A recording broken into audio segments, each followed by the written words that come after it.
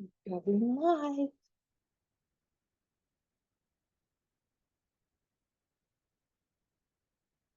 Mhm. Well, hello there, my friends. I'm going to do a sound check to make sure that, yep, I hear you. Well, here we are. And thank you for joining me today as Flower Kisma.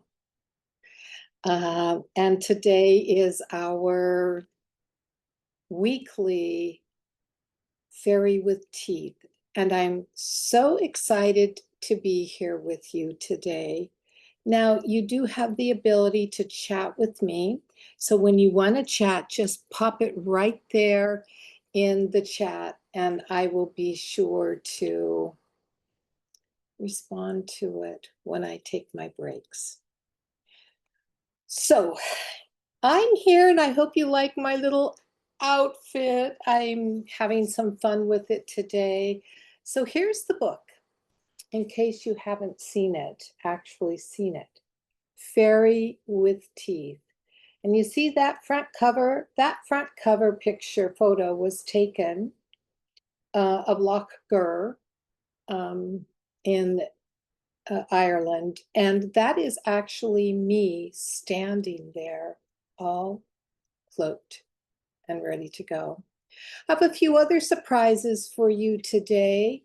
You're going to be seeing a photograph of the participants who went on this pilgrimage with me and whose persona I have fashioned the characters after. So I think I'll go ahead and do that now. So what I'm going to do is I'm going to desk share the photo. I think it will come through. Let's see if it does. It may not.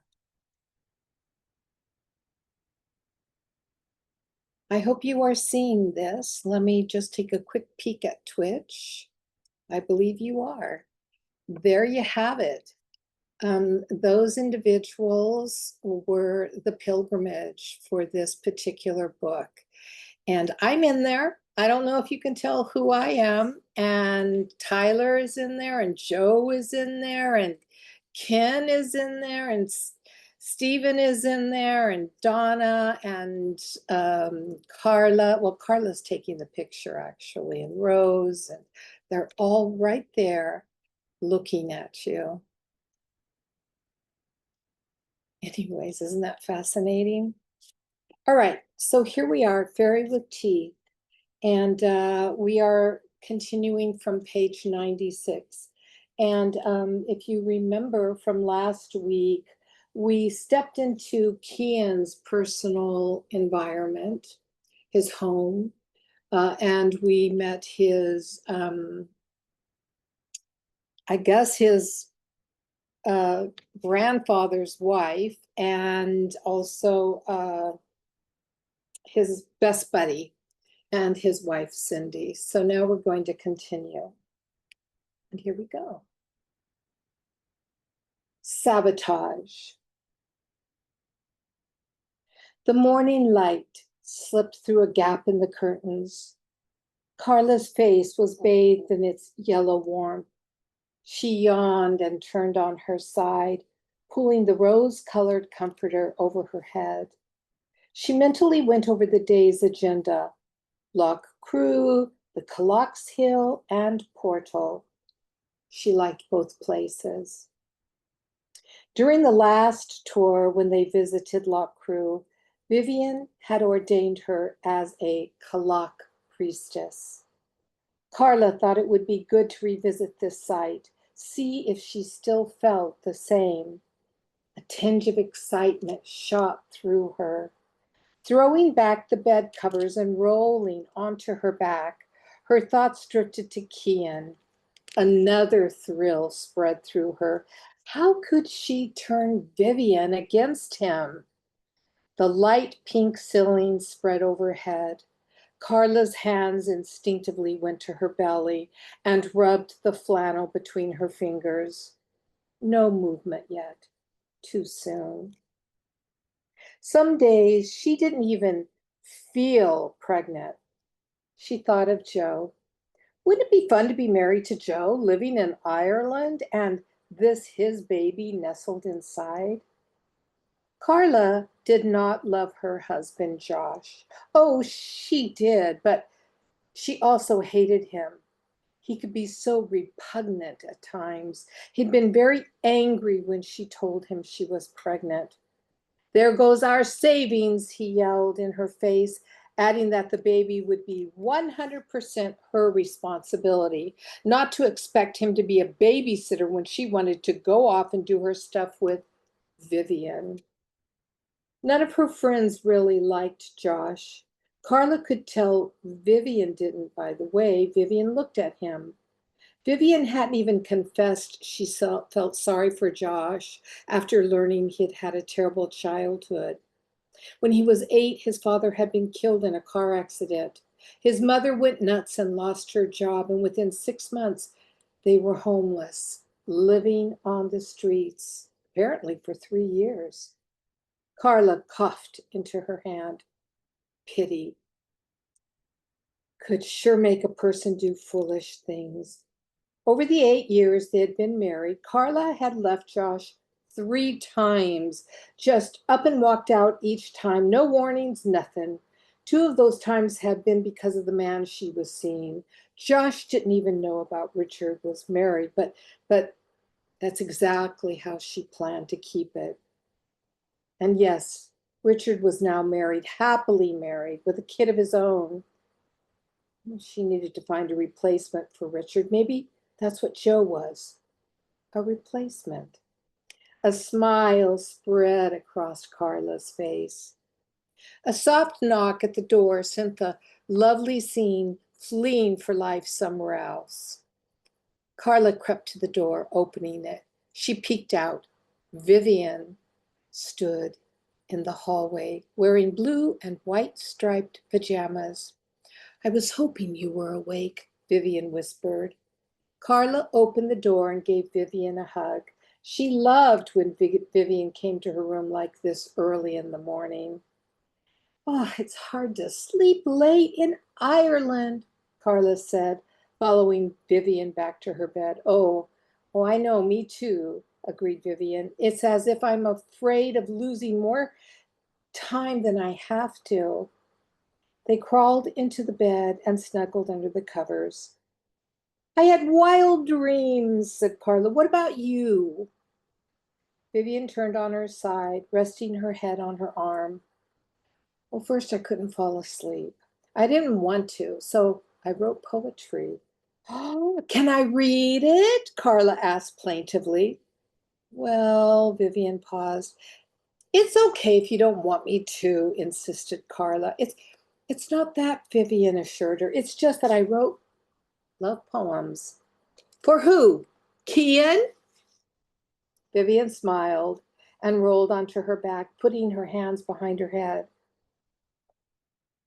I feel very confused. Listen, yesterday I heard the name Banba chanted over and over and over. Vivian drifted into memory. Banba, asked Carla, as in Banva, Fatla, and Era? Yeah. What does that mean? Vivian hesitated. What? Tell me, begged Carla. I think it means that I have a soul connection to Banva, that in another time I may have. God, this is crazy. That in another time you were Banva, Carla finished saying. Without looking at Carla, Vivian replied, yes. That had been exactly what she was going to say, but how ridiculous it sounded to her ears.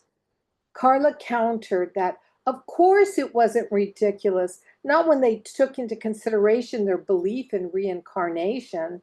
The problem was, Vivian wasn't really sure she believed in reincarnation, or at least not in the New Age reincarnation, past life regression, famous personalities, current life crutch sort of way. Vivian rose and headed for the bathroom. She peered at her image in the mirror, hanging over the sink. Her mouth fell open. God, look at my hair, she said, gasping. It looks like it's been limed. Carla appeared in the mirror behind her. Their eyes met. What do you mean? Carla asked, looking at Vivian's stiff hair sticking out. She fingered it. Did you put hairspray in it last night before going to bed? No. Vivian scrunched it with her hand. It's really stiff. She turned around. Okay, this is weird. Carla turned, watching Vivian. I'm going to go take a shower and wash this stuff out of my hair, Vivian said, pausing at the door. Can I come and read your poetry? Asked Carla. Vivian chewed on her bottom lip. Her eyes dropped to Carla's white feet jutting out from under the lace hem of her flowered nightgown. Blood red toenail polish made her skin look even whiter. Come on, she said, smiling. The sound of the shower splattered against the ceramic tiles. A warm mist filled the bathroom, spilling into the room. Carla sat on the unused twin bed in Vivian's room. She propped the pillows behind her, using the wall as a backrest, and held a blue-green covered journal in her hands. She turned the page and read the next poem, then laid the journal down and looked toward the bathroom. If only she could write half as good as Vivian. She frowned and read the poem again. I came to Ireland in search of wholeness, not for love. That strange and unexplainable love that rises or lowers to the heat of the moment and throws constant shadows over the mind like a veil lowered over a widow's face. I came to Ireland in search of answers, not for love, that star-crossed love that only Shakespeare and Irish storytellers love to tell of, tragic feelings that drip down skin from eyes crushed with the weight of sorrow and a heart laden with the dignity of duty. I came to Ireland in search of myself, not for love, that complexity causing so much torment and sleepless nights, leaving darkened circles under eyes, searching desperately for a hint of hope in the reflection of someone else's emotion. I came to Ireland, never knowing what I would find, which was love. Friend or foe, maybe both, more or less. Or was it you? Carla leaned her head against the wall, closing the book. Had she ever felt such deep emotion? Who was this written for? Cian? The bard? If the poem had been written for Cian, how would she be able to turn Vivian against him? She chewed her bottom lip the way Vivian did. Maybe that wasn't the thing to do. Maybe what she had to do was turn Cian against Vivian. Carla sat up, her heart beating wildly. A devious grin spread across her face. She looked down at the journal's front cover, the picture of a fairy king and queen surrounded by a host of sprites and gnomes, knights and ladies, cherubs and leprechauns. And without thinking, she ran her fingers over the king's handsome face, then laid the book down on the bed, got up, and left the room. As the door closed behind her, Carla heard the shower go off. Back in her own room, she quickly dressed, her mind a jumble of thoughts. After packing, she lugged her black suitcase into the hallway for Joe, checked herself in the mirror, and went downstairs for breakfast. The dining room was a large square room, its walls covered in warm pine.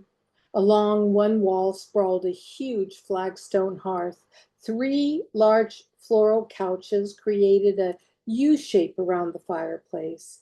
Along the opposite wall was a large maple dining table with a second table positioned in front of a large bay window trimmed with large floral print curtains. The window framed a picturesque view of rolling hills and peaceful countryside. Kat, Rose, and Donna sat at the table and looked up as Carla entered. Kat waved her over. "How's that baby doing?" Kat asked as Carla sat down and welcomed a hot cup of coffee roast porter. "Pretty good," replied Carla. "And the mommy?" asked Rose. "Couldn't be better," she responded. "So, if I understand our itinerary," said Kat, "we're heading out today, right?" "That's the plan," acknowledged Carla, buttering a slice of brown bread. "Lock crew first," added Donna, shifting her weight in the small chair.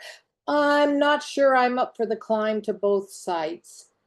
"That's fine, Donna. If you need to stay in the bus, feel free to do so. You'll have Joe and probably Steve to keep you company." "Well, I was thinking about not going up to the West Cairn," said Kat, her lips turned into a frown. As usual, her short blonde hair was gelled and spiked. It made Carla think about Vivian's hair, and she half wanted to ask if Kat had sneaked into Vivian's room and gelled her hair while she slept. "You don't have to do anything you don't want to," Carla said, annoyed, "but you might want to decide after we're there and you've seen the area. It's a pretty powerful place." "I can't wait to see both Carns," interjected Rose, "but I gotta have a smoke or I'm just gonna die." Carla noticed the white coach coming up the long drive. She caught sight of Rose out the window and watched her follow the coach until it pulled to a stop. Joe and Ken climbed out of the front seat. Ken and Ellen entered the room, mumbled good morning before taking a seat at the other table. They were night owls and usually in a foul mood before 10 o'clock in the morning. Steve and Marcella sauntered in next. "Good morning," Steve's gruff voice barked, making Carla cringe. She noted that Marcella was wearing her hair down like Vivian and had on a dark floral skirt. Although Carla rarely stopped to add herself into the equation, she always judged other women the minute they began dressing or acting like Vivian. Carla judged Marcella on the spot, finding her guilty of imitation. "Good morning, ladies and gentlemen," Marcella said in her southern drawl. "It looks like we have another fine day." The foyer door opened. Kian, Joe, and Rose noisily entered, followed by Mark and Shelby, the last of the group. "Good morning," offered Joe. The new arrivals sat down at various tables, filling up the seats, all but one for Vivian at Kian's table. As if on cue, she strolled into the room looking radiant as ever. Her freshly washed hair gleamed and was full of curls that created a soft frame around her smiling face. She wore a tinge of mauve eyeshadow and a tint of rose lipstick. As usual, Vivian wore a blue flowing skirt and black sweater. With disgust, Carla noted that Kian half rose when Vivian entered the room. She paused beside him, smiling and offering everyone at the table a good morning before crossing the room to Carla's table. "How is everyone this morning?" asked Vivian politely, making a point to look at each person who brightened under Vivian's gaze. Carla felt an angry scowl coming on, but the touch of Vivian's hand on her own shoulder dismissed it. "Before you settle our account with Fanula," whispered Vivian into Carla's ear, "let me know." Carla nodded and watched Vivian as she went back to the other table and sat down. The others at the table immediately included her in their conversation. "Well, I think it's time to go take care of my morning business and pack up," Kat announced loudly.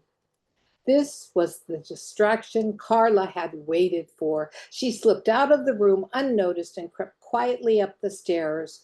Carla stopped outside of Vivian's room, pausing to be sure no one else came up the stairs. And when laughter exploded in the dining room, she opened the door and slid into Vivian's room. A suitcase lay open on the disheveled bed, with several garments lying beside it, ready to be packed. Relieved Vivian hadn't finished packing, Carla searched for Vivian's journal and found it sitting on the nightstand beside a camera and several pens, one of which Carla picked up. She thumbed through the pages, taking pains not to disturb anything that might be stuck between them, and finally found the poem she was looking for. Almost losing her balance, Carla clumsily squatted beside the nightstand and began copying the poem onto a paper she had brought. When Steve's barking laughter filtered up the stairwell, Carla jumped. She hesitantly scribbled the last stanza and shoved the paper back into her pocket. After laying the journal back on the table exactly as she found it, Carla rushed from the room. Out in the hallway, she leaned against the door, grinning. Downstairs, no one noticed Carla leave the room, and no one noticed her enter or cross to the far table and take her seat. Annoyed, she glanced around and took a sip of lukewarm coffee. Kian leaned back in his seat and gave his belly a pat. "Okay, you crazy lot," he said. "Today, the pilgrimage officially hits the road. We shift gears. We have a wee bit of a busy schedule ahead of us on yet another lovely day. You've got 30 minutes to pack up, then we'll head out. First stop this morning is Loch Crew. We'll spend most of the morning there. Then we'll travel south to Loch Gur. The drive will take at least 3 to 4 hours. Aye, a long drive on bumpy Irish roads," added Joe, smirking and wiping his mouth with a napkin. Several groans rumbled through the room, making Joe grin all the more. "If anyone has any food bills to settle with Mrs. McGuire," Carla instructed, "please do so now. I can make change if you don't have the exact money." Vivian stood next. A hush spread through the room. She glanced around. "What?" she asked. I'm just off to my room. I'm following Kian's instructions," she added, flashing him a huge smile. "I'll see you all in the coach in 30 minutes. 30 minutes later, the coach was packed and everyone was seated inside except Vivian and Kian. They came out of the house with Fionnuala and Timothy, the owners of the farmhouse. "Thank you so much for all your hospitality," Vivian said.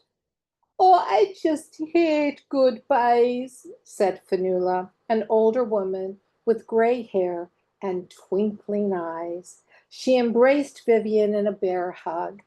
"You take care of yourself and come back to visit us soon." "That's a promise," said Vivian, stepping back and smiling at Kian. "Thank you for everything," he said to Timothy, a wiry man. The two men shook hands. "You're both always welcome here," Timothy proudly announced. And with a wave of their hands, Vivian and Kian climbed inside the bus. The door closed behind them. "Everyone ready?" asked Joe, and not waiting for reply, shifted gear. The bus lurched forward to a chorus of excitement. Everyone was ready to be on the move. The bus rambled down the long drive, leaving Hounslow House behind, turning west onto the two-lane road. Each passenger sat silently, looking out the window, taking in his or her last view of the lovely bucolic landscape before it edged into a memory. Well, that's our first chapter. So I'm coming over to Twitch and I'm taking a look to see if, oh, hi, Ash, the creatrix, and peace to you too. So not many are chatty, but I do need a sip of water. And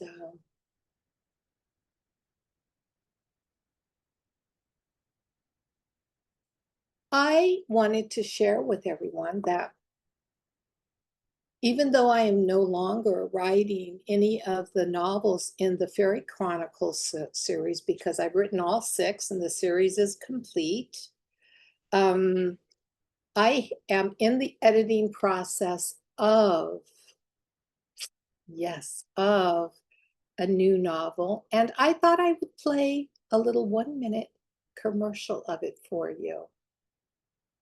So I hope you can hear it.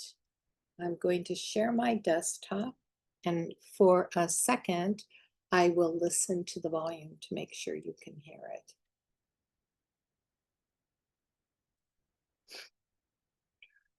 I just have to make sure.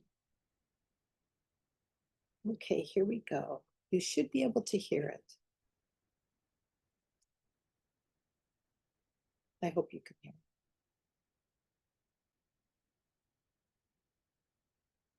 Here we go. It's called Petals and Leather.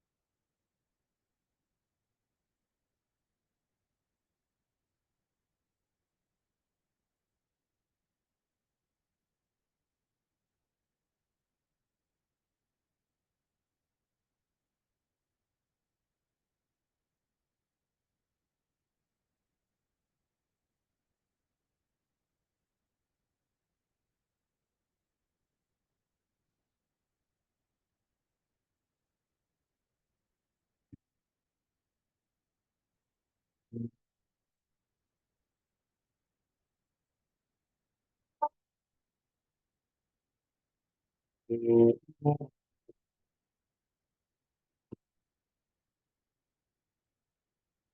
the book is coming soon. I don't know if you heard it. Let me just do a quick check, and maybe someone answered and said whether or not they could hear on Twitch. All right, I got the invitation. Oopsie, And now you're oopsie. gonna go to the office and That's from a long time ago. That was Leather's voice, actually.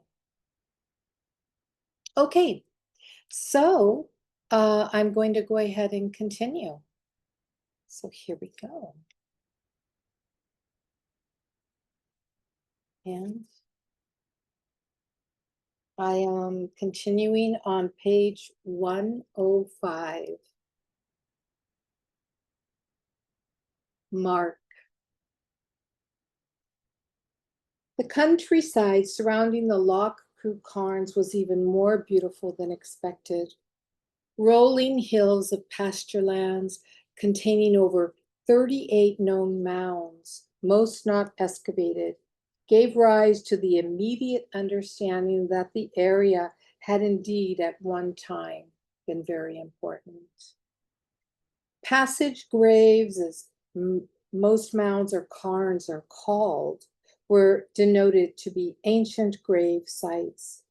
The design of a typical passage grave consisted of a long passage tunnel leading into an inner chamber, off which lay 3 additional chambers of much smaller size.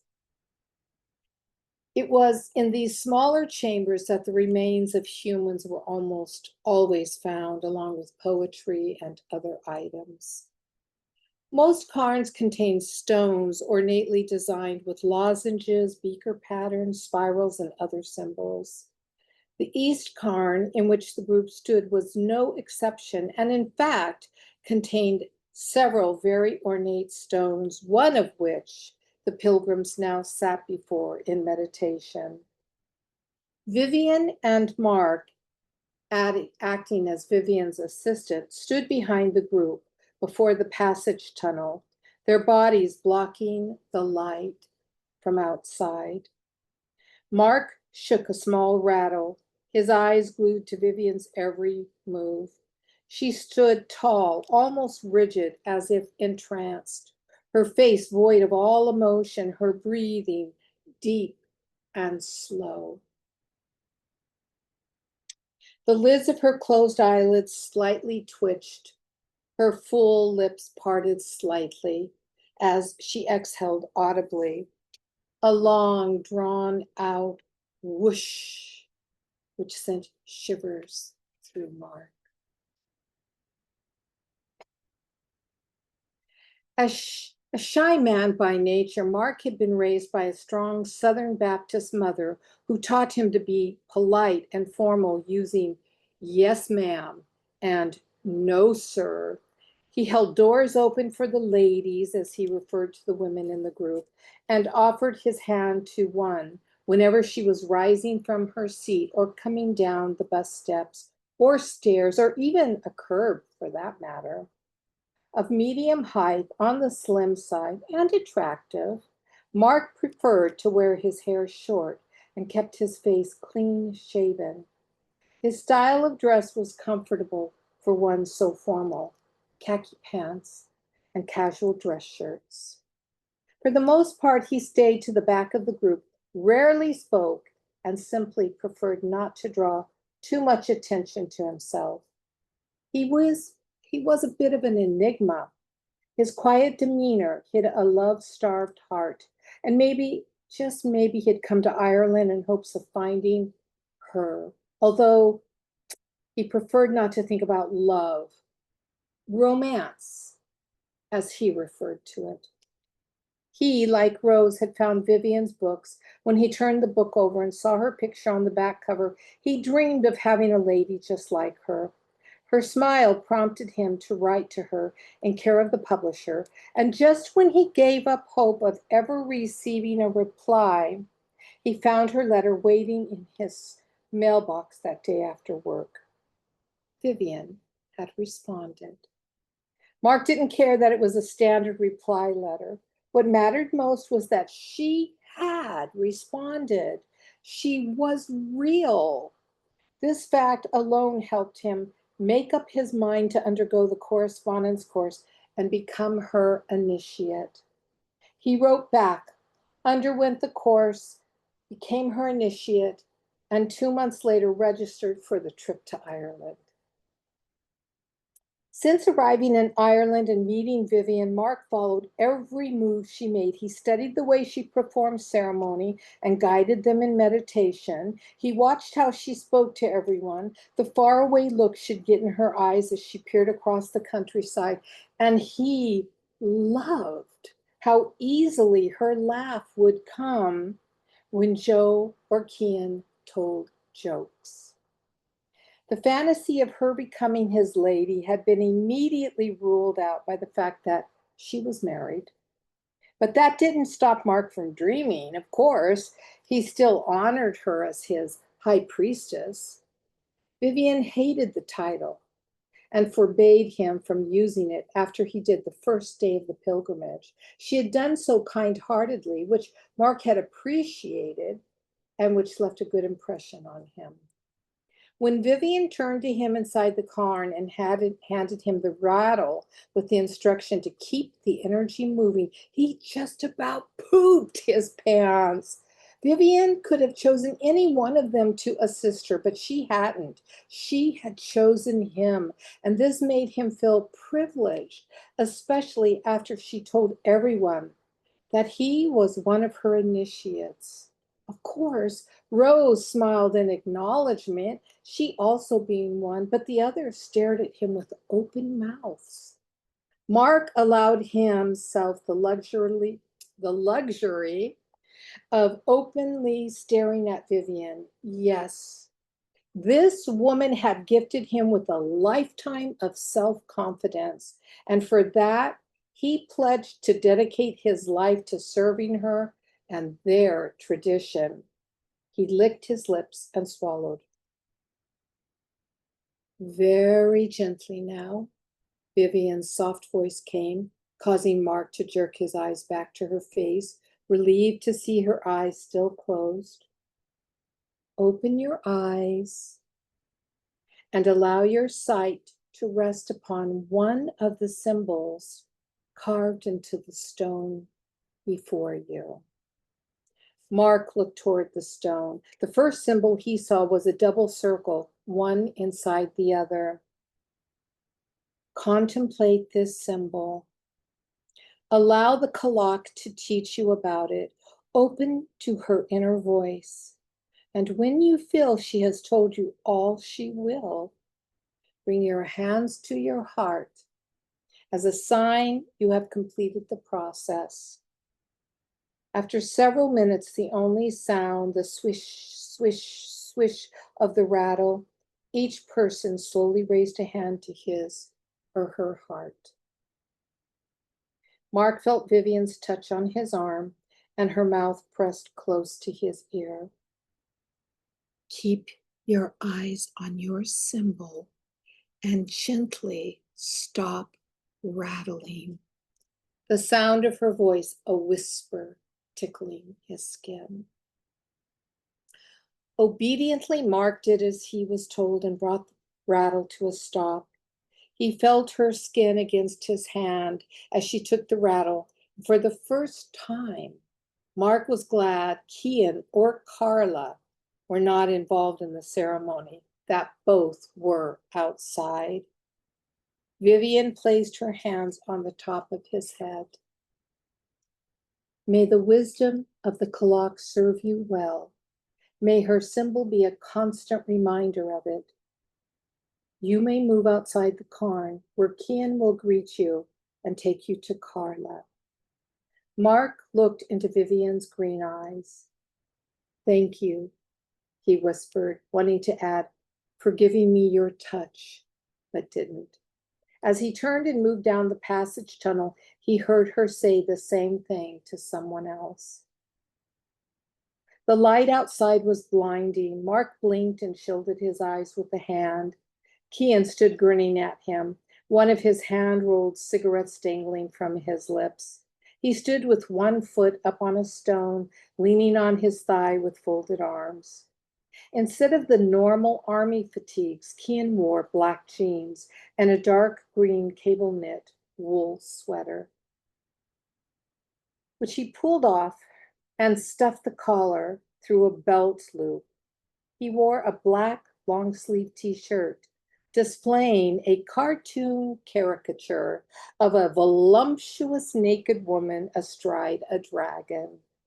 His long, straggly brown hair hung in a braid down his back. Well, that's chapter 2. So I hope you're enjoying this. I'm having fun.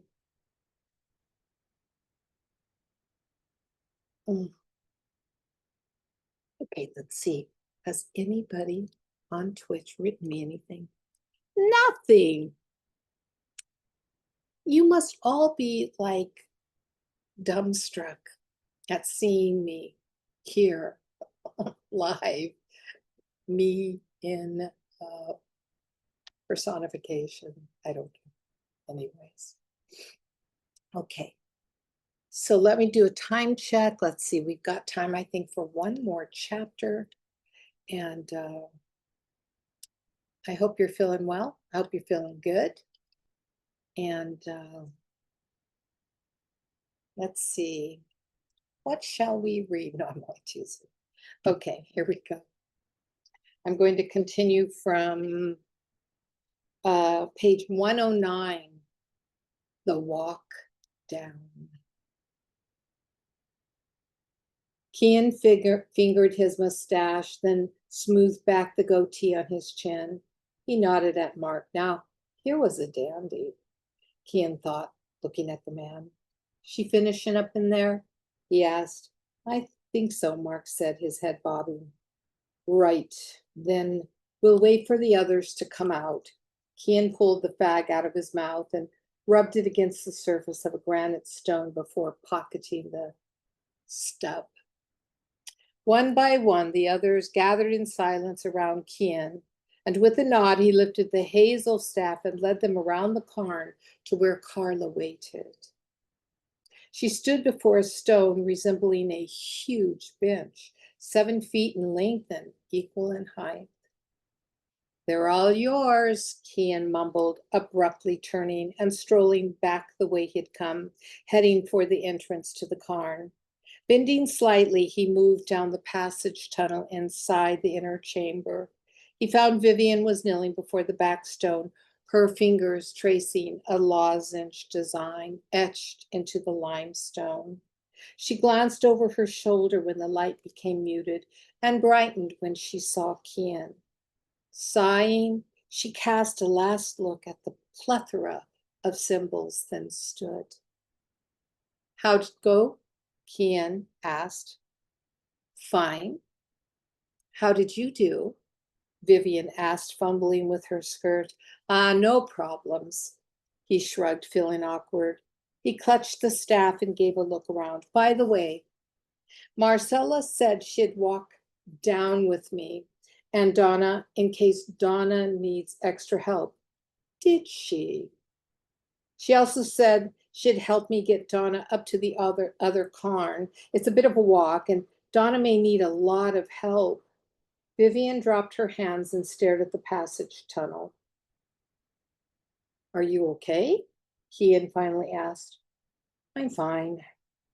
You seem tense, stressed.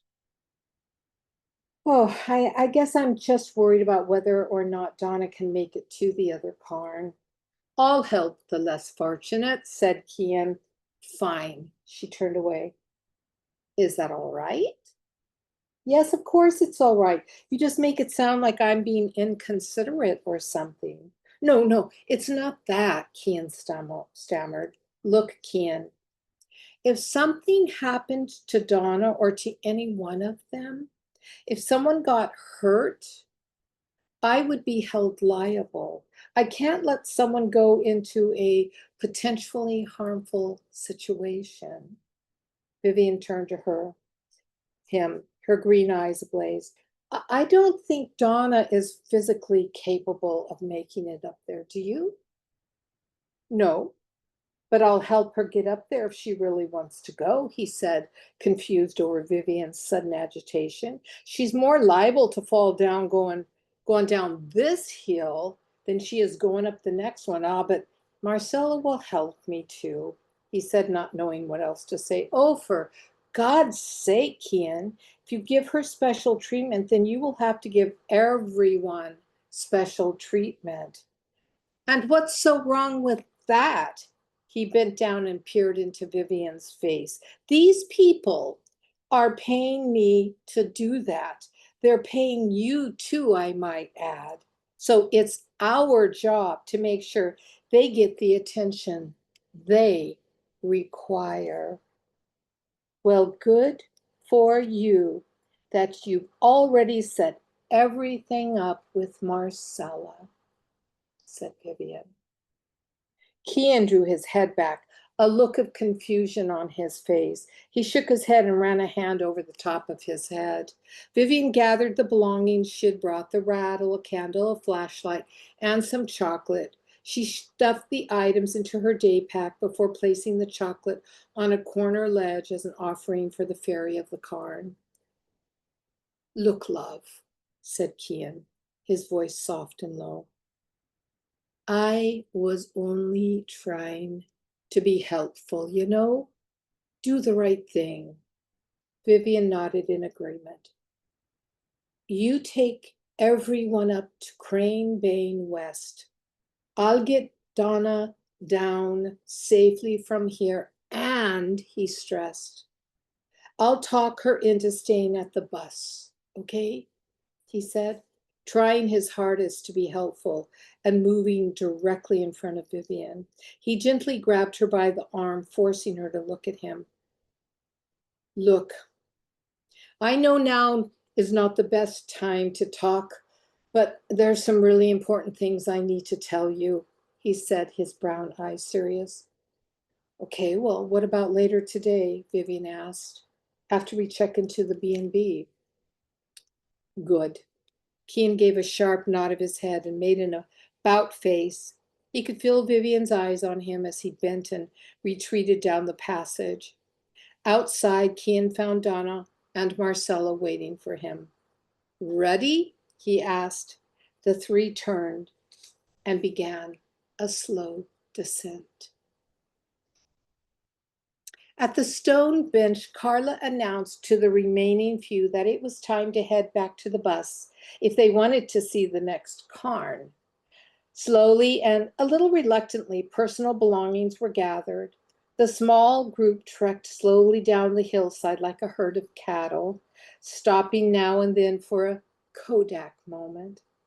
Carla lagged behind, waiting for Vivian to lock up the cairn. Did you see the way Kean looked at Marcella? Carla asked. What do you mean? Vivian gave the gate a good shake to make sure the latch caught. Well, it's obvious Marcella is attracted to Kean, but I think Kean's pretty attracted to Marcella. After all, he did ask her to walk down with him to help with Donna, added Vivian. Actually, I think Marcella offered to help Kean. She hoisted her pack over her shoulder. Oh, is that what he told you? Carla laughed and followed Vivian. Well, that's not how I heard it come down. I mean, he actually went up to her and asked if she would help him with Donna. Vivian shrugged and continued down the hill at a slightly faster pace than Carla. The mid-morning sun warmed the asphalt in the small parking lot. Inside the coach, Steve and Joe huddled over the console, fidgeting with wires in hopes of fixing the PA system. Toward the middle of the seats, Kat sat with her feet propped up on the back of the seat in front of her, cradling a journal in her lap. Outside, the pilgrims gathered as they arrived down off the hill. Okay, if you're going up to the West Cairn, Vivian announced, then come with me. We need to keep at a steady pace this morning. We have about a 25-minute walk ahead of us to get up there. Several groans followed this information. Kat stuck her head out the bus window. I'm going to wait here, she yelled. I need to do some journaling. I think I'll stay too, added Mark. Vivian gave a wave and said, We'll see you two in about 2 hours. And with an adjustment to her day pack, Vivian headed across the parking lot. Those going with her hustled to catch up. Well, there we have it. And we got 15 minutes, but I think the next chapter, if I read it, we have quite an involved one. I don't think I'll be able to get through it in time. Oh yeah, and it sets up the next scene about some really uncanny fairy happenings. So I think I'll leave it for next week. Next week, I will be back in Elder Scrolls Online as my little elf avatar, and we'll be twitting around in the landscape there. So I'm going to end early today, and I want to thank you for being here and for tuning in and participating. And I will see you next week, same time, same Twitch channel, And until then, take care, and I will see you again soon. Bye for now.